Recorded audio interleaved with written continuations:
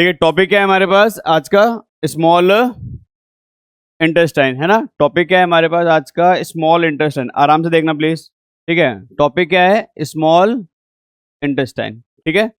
पहले थोड़ा सा यहाँ पर स्ट्रक्चर को देखेंगे, है ना, थोड़ा सा ध्यान से स्ट्रक्चर को। अगर आप स्ट्रक्चर को देखेंगे तो यहाँ पे इधर हमारा स्टमक है, हाँ या ना। ये हमारा क्या है, स्टमक। स्टमक के बाद ध्यान से देखिए, ये आपको दिख रहा होगा इतना हिस्सा, सिर्फ सी आकार का। कौन सी शेप, सी शेप का। क्लियर है मेरी बात। तो ये जो सी शेप है ना, इसको बोलते हैं ड्यूडेनम। क्लियर है मेरी बात, क्या बोलते हैं इसको, ड्यूडेनम। छोटा सा हिस्सा होता है सी आकार का, सी शेप का। क्लियर है इतना। उसके जस्ट बाद अगर आप नोटिस करेंगे, ध्यान से देखना प्लीज, तो आपको यहाँ पर कुछ इस टाइप से दिख रहा होगा, हाँ या ना। दिख रहा है क्या। इसको बोलते हैं जिजनम, ठीक है। या फिर अगर लो जीजू हमारे नम हो गए हैं, ठीक है। हमारे जीजू क्या हो गए हैं, नम हो गए हैं, नमी नहीं नम हो गए हैं ना, जीजू नम। इसके बाद आप ये ग्रीन कलर का देख रहे हैं, हाँ या ना, दैट इज ये आई है, ठीक है, ILEUM है ना, एलियम कह लो इसको। क्लियर है मेरी बात। सर इन तीनों को मिलाकर बनता है स्मॉल इंटेस्टाइन। क्लियर है इतना। तो यहां पर हमें एक बात समझ में आ गई कि स्मॉल इंटेस्टाइन को क्लासिफाई कर सकते हैं 3 पार्ट्स में, हाँ या ना। स्मॉल इंटेस्टाइन को कितने पार्ट्स में क्लासिफाई कर सकते हैं, 3 पार्ट्स में, ड्यूडेनम, जीजू हमारे नम है, और एलियम में। आई होप यहां तक क्लियर होगा, कोई प्रॉब्लम किसी को, ठीक है। इसका नाम क्या दिख रहा है आपको, क्या नाम है सर इसका, small intestine. Sir small intestine का मतलब है ये स्मॉल लेंथ में नहीं होती है, ध्यान रखना, ये डायमीटर में छोटी होती है। मतलब इसका जो डायमीटर होता है वो छोटा होता है। सर कितना होता है डायमीटर इसका डायमीटर अप्रोक्सीमेटली 2.5 से लेकर 3.5 सेंटीमीटर का रहता है, ठीक है। तो इसको स्मॉल इसलिए कहते हैं क्योंकि इसका डायमीटर छोटा होता है, ठीक है। लेंथ इसकी कितनी रहती है, लगभग 6 मीटर की रहती है। इसकी लंबाई कितनी रहती है, ध्यान से सुनिएगा क्या बोलने जा रहा हूं मैं, ध्यान से सुनिएगा प्लीज। यहां पर मैंने लिखा है एनिमल, है ना, क्या एनिमल्स। सर आप जानते हैं 2 तरीके के एनिमल्स, एक हर्बीवोरस और एक कार्निवोरस। सर हर्बीवोरस में स्मॉल इंटेस्टाइन जो होती है ना, वो एज कंपेयर टू कार्निवोरस क्या होती है, लॉन्गर होती है। और कार्निवोरस में क्या रहती है सर, ये स्मॉलर रहती है। नहीं आई बात समझ में। यानी हमारे अंदर कितनी है, 6 मीटर। बट जो हर्बीवोरस एनिमल्स हैं, जो घास वगैरह खाते हैं, ग्रास ईटिंग एनिमल्स जो होते हैं, उनके अंदर स्मॉल इंटेस्टाइन क्या होती है, लॉन्गर होती है। आई होप क्लियर होगा यहां तक। चलो अब आराम से एक बार फिर, सर स्मॉल इंटेस्टाइन के कितने पार्ट्स हैं सर, इसके 3 पार्ट्स हैं सर। सर एक कौन सा पार्ट है सर, दूसरा हमारे जीजू नम है, और तीसरा एलियम, है ना। सर ये 3 पार्ट्स हैं। क्लियर है यहां तक। यहां तक कोई प्रॉब्लम है किसी को तो पूछ लो, यहां तक कोई प्रॉब्लम है किसी को तो पूछ सकते हैं, नहीं है। सर अगर आपने नोटिस किया हो तो हमने स्टमक तक पढ़ लिया था, याद कीजिए। इंटेस्टाइन के अंदर 3 जूसेस ऑलरेडी होते हैं, कौन कौन से सर, पैंक्रेटिक और लीवर के, राइट। तो आज हम जो पढ़ने वाले हैं वो पढ़ने वाले हैं स्मॉल इंटेस्टाइन के इंटेस्टिनल जूसेस। ध्यान से समझेंगे प्लीज। सर स्मॉल इंटेस्टाइन एक ऐसी जगह है जहां पर कंप्लीट डाइजेशन हो जाता है। क्या कहा मैंने, जहां पर कंप्लीट डाइजेशन हो जाता है, मतलब डाइजेशन हमारा खत्म हो जाता है यहां पर। क्लियर है मेरी बात। यहां पर कार्बोहाइड्रेट हो, प्रोटीन हो या फैट हो, ये सब कुछ डाइजेस्ट होने के बाद वो इतने छोटे हो जाते हैं कि उसको एब्जॉर्ब करना बहुत ही आसान है, और जो कि ब्लड में मिल जाते हैं। मेरी बात समझो, मेरी बात समझो। देखो मैं यहां लिख देता हूं, क्या इसको देखो, जो फैट है वो कन्वर्ट हो जाता है फैटी एसिड में। क्या कहा मैंने, जो फैट है वो किस में कन्वर्ट हो रहा है, फैटी एसिड में। कार्बोहाइड्रेट आपका ग्लूकोज में, और प्रोटीन आपका एमिनो एसिड में। किसमें, एमिनो, रख लेंगे याद, नहीं रख पाएंगे। क्या कहा मैंने, स्मॉल इंटेस्टाइन के अंदर जो कार्बोहाइड्रेट है वो किस में कन्वर्ट हो रहा है, ग्लूकोज में। प्रोटीन किस में कन्वर्ट हो रहा है, एमिनो एसिड में। और फैट किस में कन्वर्ट हो रहा है, फैटी एसिड में। आई होप क्लियर होगा। तो अब मेरी बात सुनेंगे प्लीज। ये जो ग्लूकोज है, एमिनो एसिड है, फैटी एसिड है, सर ये इतने छोटे हो चुके हैं कि ब्लड में इजिली मिल जाते हैं, मतलब ये सॉल्युबल हो चुके हैं, है ना, ये आसानी से एब्जॉर्ब हो जाते हैं। आई होप यहां तक कोई दिक्कत नहीं होगी किसी को, यह है क्लियर है यहां तक? चलिए सर, स्मॉल इंटेस्टाइन में हमें क्या क्या समझ में आया? सर आपने बताया कि स्मॉल इंटेस्टाइन में नाम जो है वो स्मॉल है क्योंकि इसका डायमीटर लगभग 2.5 से लेकर 3.5 सेंटीमीटर होता है और लंबाई इसकी लगभग कितनी होती है? 6 मीटर होती है। सर फिर आपने बताया कि स्मॉल इंटेस्टाइन एक ऐसी जगह है जहां पर हमारा डाइजेशन कंप्लीटली हो जाता है वाटर को छोड़ के। किसको छोड़ के? पानी को छोड़ के, है ना, क्योंकि वाटर का डाइजेशन लार्ज इंटेस्टाइन में होता है। फिर आपने बताया कि सर कंप्लीट डाइजेशन यहां पर किस किस का? कार्बोहाइड्रेट का, प्रोटीन का और किसका? फैट का। कार्बोहाइड्रेट किस में कन्वर्ट हो रहा है? ग्लूकोज में। प्रोटीन किस में? एमिनो एसिड में। फैट किस में? फैटी। और ये तीनों के तीनों क्या है? सॉल्युबल है, आसानी से स्मॉल इंटेस्टाइन इसको क्या कर लेती है? एब्जॉर्ब करके ब्लड वेसल्स को दे देती है, यानी ब्लड को दे देती है। आई होप यहां तक किसी को कोई दिक्कत नहीं हो गया है, समझ में आ रहा है यहां तक? चलिए ध्यान से देखना प्लीज। देखिए यहां पर इन दोनों के फंक्शंस अलग बताए गए हैं, आराम से देखेंगे प्लीज।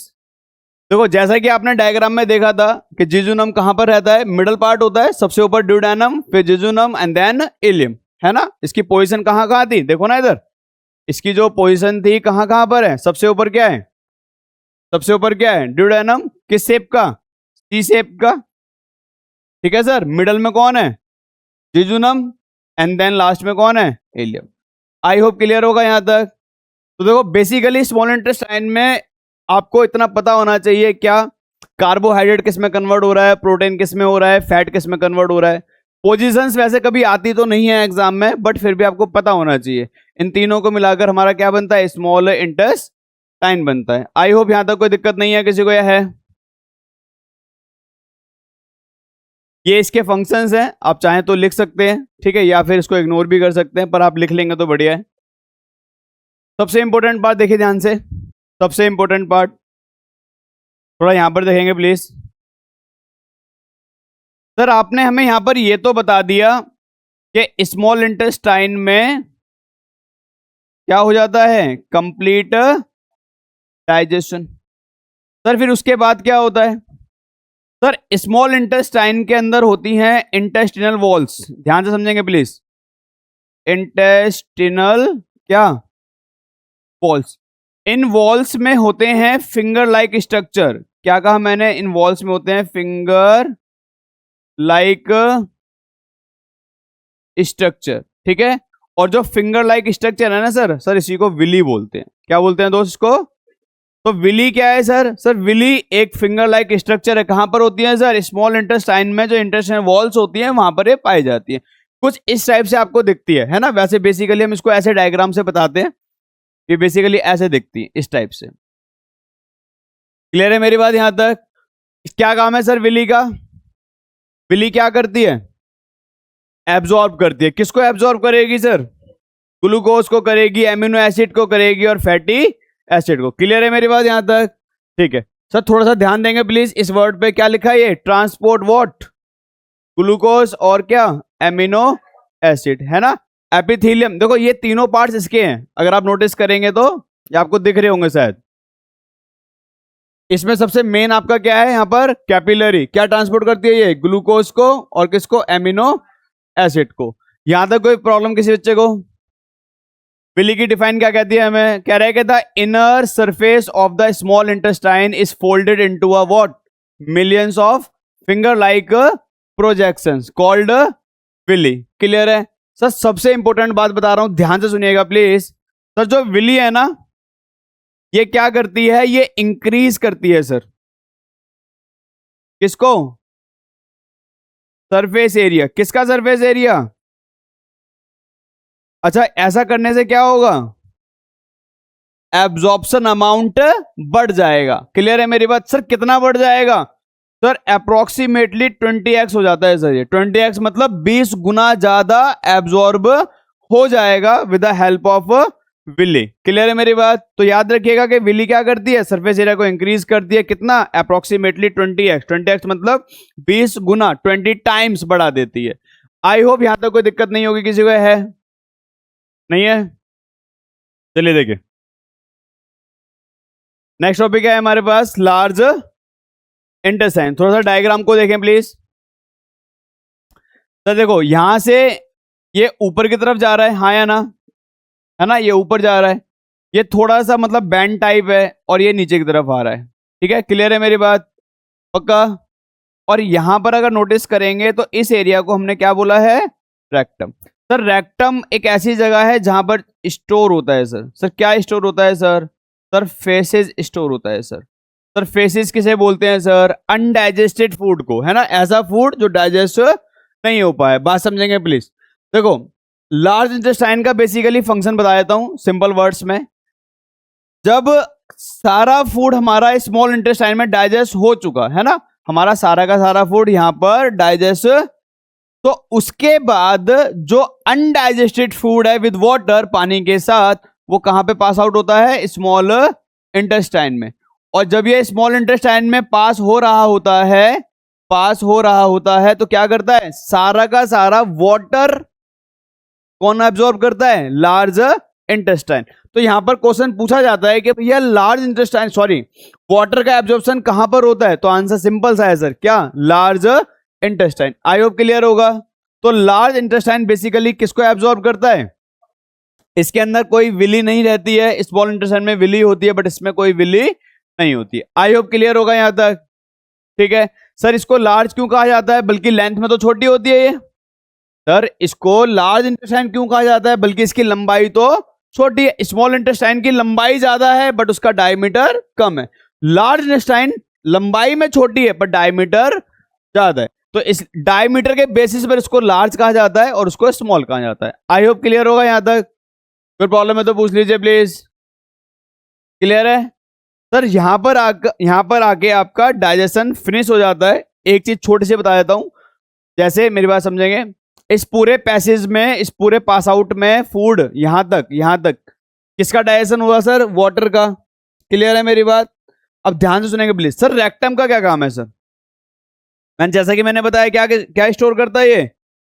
सर फेसिस कौन है sir? Undigested food without water, मतलब पानी भी डाइजेस्ट हो चुका है। मेरी बात समझो। देखो स्मॉल इंटेस्टाइन में फूड डाइजेस्ट हो जाता है तो वहां से क्या निकलता है? वहां से भी अनडाइजेस्टेड फूड निकलेगा, बट उसके अंदर अभी पानी है। पर लार्ज इंटेस्टाइन क्या करेगा? उसमें से पानी को भी रीअब्सॉर्ब कर लेगा, दोबारा से सोख लेगा, तो जो बच जाएगा वो कंप्लीटली अनडाइजेस्टेड है। अब वो बॉडी के लिए यूजफुल नहीं है। अब बॉडी उसको क्या करेगी? थ्रू आउट कर देगी, बॉडी बाहर निकाल देगी। तो रेक्टम क्या करता है? रेक्टम उसे तब तक स्टोर करता है जब तक वो उसका एग्जिट होने का टाइम ना आ जाए। टाइम का मतलब है कि वो फुलफिल ना हो जाए, और फिर एनएस के थ्रू वो बॉडी से क्या हो जाता है? बाहर हो जाता है। तो यहां पर आके हमारा डाइजेशन खत्म हो जाता है। माउथ से स्टार्ट हुआ था और कहां पे खत्म हुआ है? हमारा एनएस पे आके। आई होप क्लियर होगा यहां तक। चलिए नोट डाउन कर लीजिए इतना।